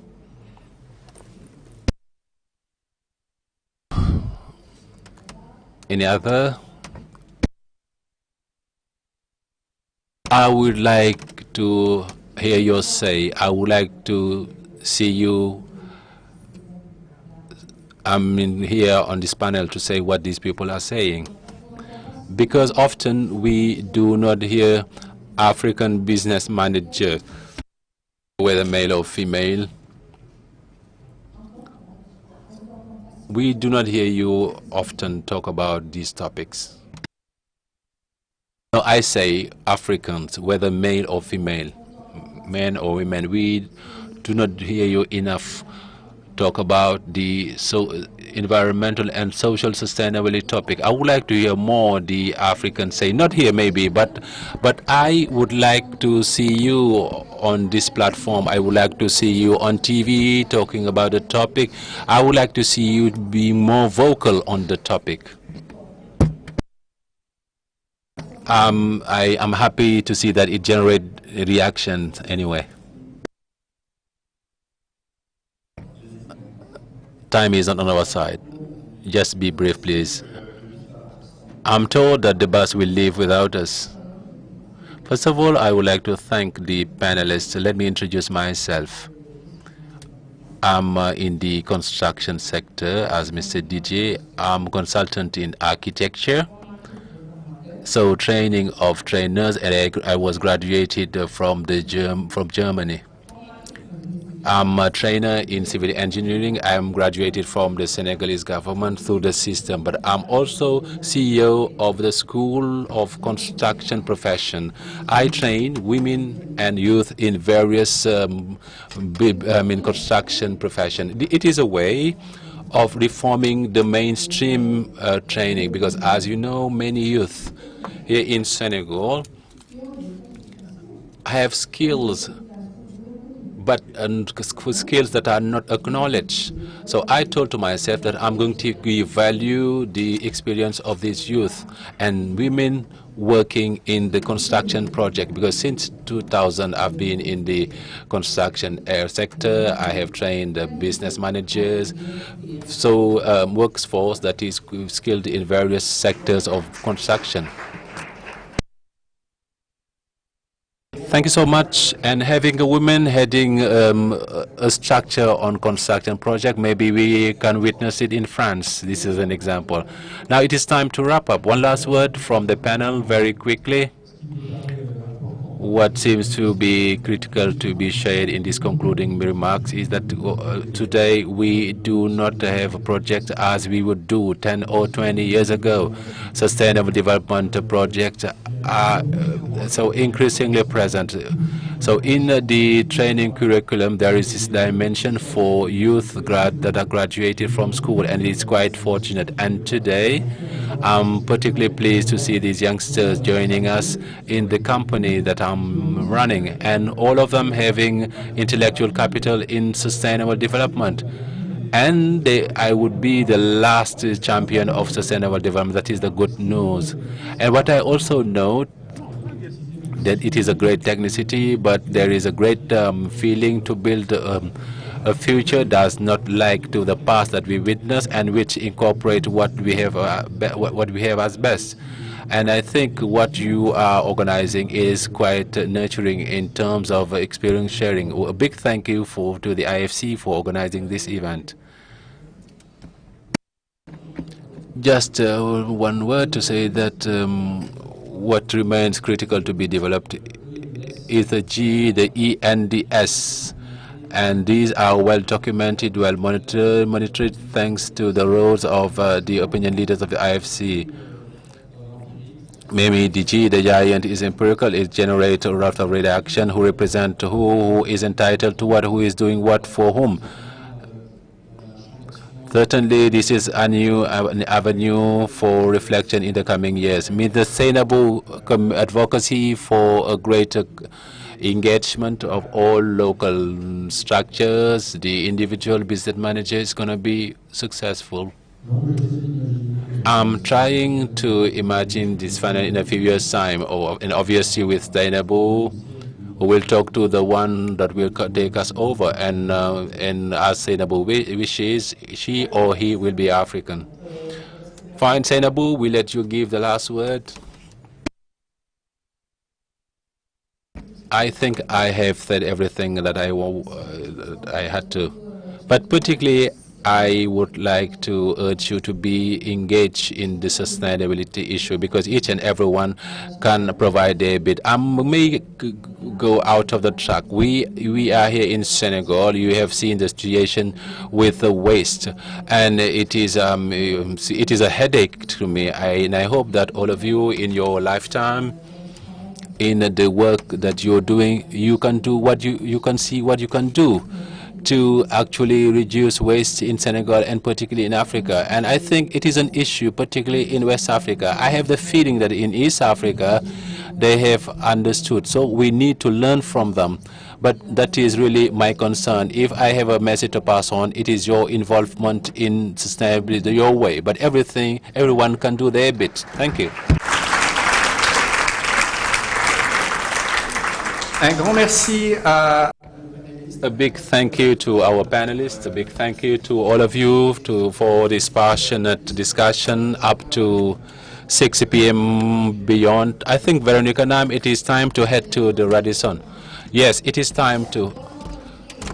If you'll allow me, first of all, to appreciate the passion and respect and open-mindedness that you've all brought to this long discussion today.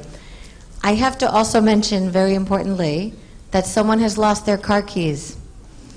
And so if you are missing your car keys, please come and find Bintu at the reception. I also would like to mention about where the buses will be taking us, to the Radisson and to the fashion show. So they'll be leaving in 5 minutes from the front lobby of the hotel. There will be several buses. But the sooner you get there, the sooner you get to have a drink or some beautiful sea view. So I encourage you to move to the bus quickly and we can continue to engage. If you have the interpretation headsets, please leave them here. Please take them out of your purse or out of your pocket. Please leave them here tonight. Wait a minute. You will get them back tomorrow and keep them all day. You must take your bag.